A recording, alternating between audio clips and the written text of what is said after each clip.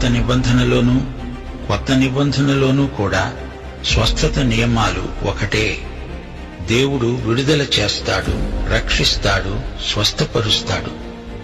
సువార్తలలో యేసు ప్రభువు వాక్యం ప్రకటించాడు, స్వస్థపరిచాడు. సూచక క్రియలు, మహత్కార్యాలు దేవుని వాక్య ప్రకటనకు ఎంతో దోహదపడతాయి. ప్రజల విశ్వాసం ప్రభువు నోటి మాట స్పర్శ ద్వారా స్వస్థత కలుగుతుంది.